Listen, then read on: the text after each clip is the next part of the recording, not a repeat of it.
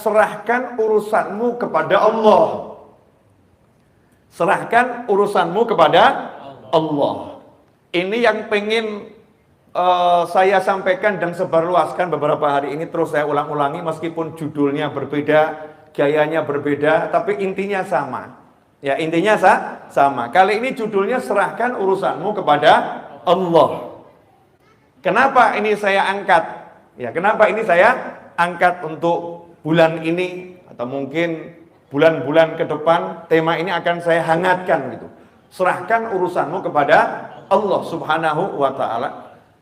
Karena ketika saya buka kolom khusus untuk bertanya, ya, kolom khusus untuk bertanya lewat pesan WhatsApp di nomor tertentu, itu pertanyaan yang masuk rata-rata pertanyaan orang, mohon maaf gitu, mentok, pusing, banyak hutang bingung, suaminya nyebelin bingung, istrinya ngeruwetin bingung, anaknya nggak bisa diatur bingung, tetangganya reseh bingung. Ini bahasanya orang zaman sekarang gitu ya. Di kantor banyak masalah, bingung. Satu kata gitu, bingung cari solusi. Ya, bingung cari solusi. Ini yang terjadi di tengah-tengah masyarakat dan harus disolusikan. Kalau kita bilang kamu hadir majelis, jawabannya saya ini ahli majelis, Bib. Kalau kita bilang kamu baca istighfar yang banyak, udah kebanyakan, Bib, masya Allah, udah kebanyakan, Bib. Kalau kita bilang kamu sholat hajat dan yang lain, udah saya jalankan, Bib. Kalau kita bilang kamu banyak baca surat Yasin, jangankan Yasin, Bib, khatmul Quran itu udah saya lakukan berkali-kali, tapi masih pusing, Bib. Ada enggak yang seperti ini?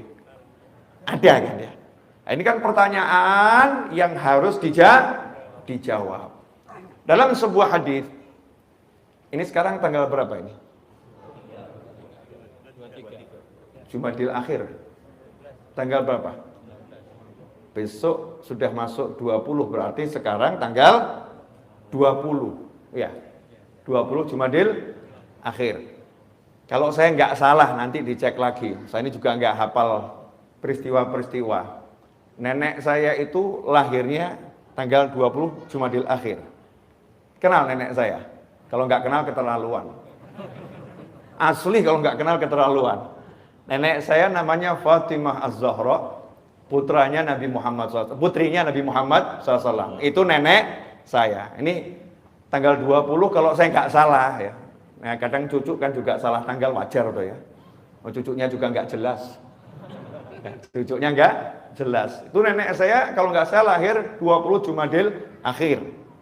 Malam ini bergeser ke maghrib kan sudah mulai tanggal 20 Jumadil akhir. Maka saya akan mengenang wasiatnya Nabi Muhammad SAW untuk nenek saya, untuk putrinya tercinta Fatimah Az-Zahra radhiyallahu anha. Rasulullah mengatakan, ucapkan wahai Fatimah, baca doa ini. Ya Hayyu ya Qayyum birahmatika astaghith, ya wa min azabika astajir, aslih li sya'ni kullahu wa la takilni ila nafsi tarfata ain. Walaupun riwayatnya beda-beda. Ada ya Hayyu ya Qayyum birahmatika astaghith, kemudian langsung aslih li sya'ni kullahu wa la takilni ila nafsi tarfata ain.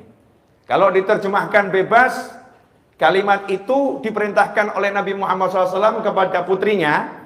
Nah, ini menarik ya.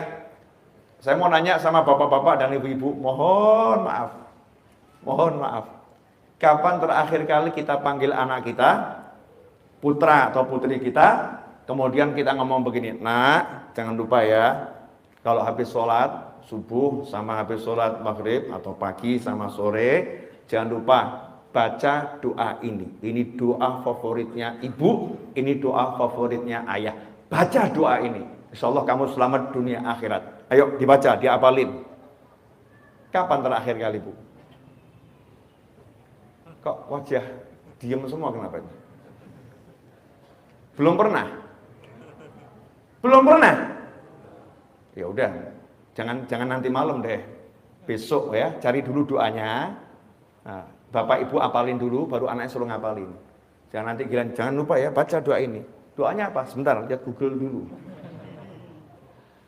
Sebentar, jangan gitu. Kita hafalkan dulu doa-doa yang bisa kita wasiatkan untuk putra-putri kita. Karena hadiah terbaik seorang mukmin kepada mukmin yang lain adalah ilmu, adalah doa. Maka hadiah terbaik kepada anak adalah bekali ilmu akhirat. Kasih dia amalan, kasih dia zikir, kasih dia doa. Itu akan jadi bekal yang abadi selama-lamanya. Dan itu dilakukan oleh Nabi Muhammad SAW meskipun beliau pembuka. Surga nggak akan bisa dimasukin siapapun kalau belum dimasukin oleh Nabi Muhammad SAW. Meskipun yang punya kuncinya adalah Nabi Muhammad SAW, tapi Rasul rajin ngomong pada keluarganya, baca ini, baca ini, baca ini, amalkan ini, amalkan ini, amalkan ini. Sementara kita nggak punya pembuka kuncinya surga kecuali nunut Nabi Muhammad SAW. Kita yang ada sama anak, jangan lupa sarapan, jangan lupa makan siang, jangan lupa mandi, jangan lupa gosok gigi, jangan lupa bersihkan tempat tidur, jangan lupa olahraga, jangan lupa, jangan lupa, jangan lupa, jangan lupa. Tapi kurang muncul, jangan lupa baca doa ini, jangan lupa baca doa ini, jangan lupa baca doa ini. Itu hampir tidak muncul dari lisan kita.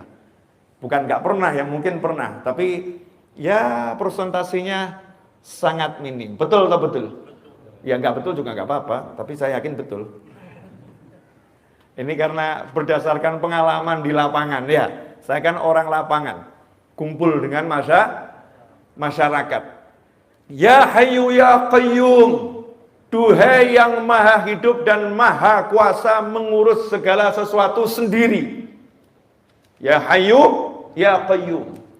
Manggil Allah dengan panggilan yang sangat indah, yang Allah ajarkan kita untuk berdoa dengan nama-namanya. Ya Hayyu, Ya Qayyum. Setelah panggil Allah, baru kemudian minta.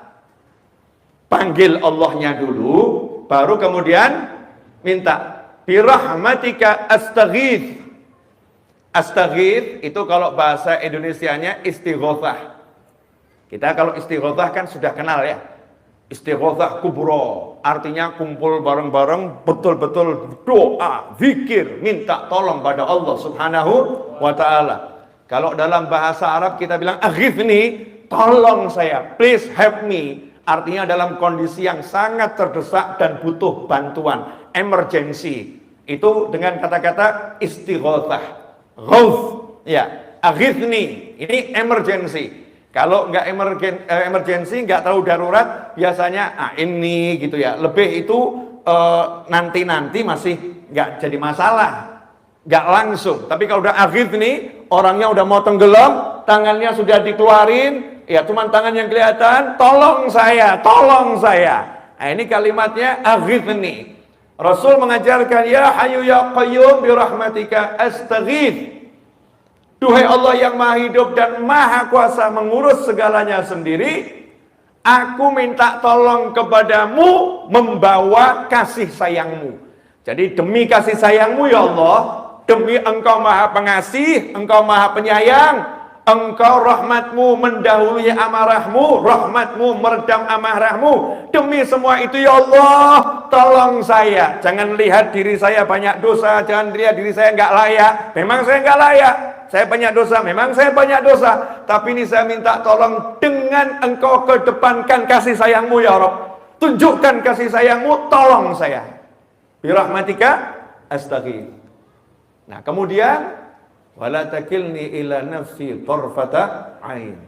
Sedetik pun jangan biarkan aku ngurus diriku sendiri. Jangan serahkan urusan itu untuk keurus sendiri sedetik pun. Jadi minta setiap saat urusannya diurus sama Allah Subhanahu wa ta'ala. Jangan biarkan sedetik pun aku ngurus sendiri. Engkau yang ngurus ya Rabb, engkau yang bereskan.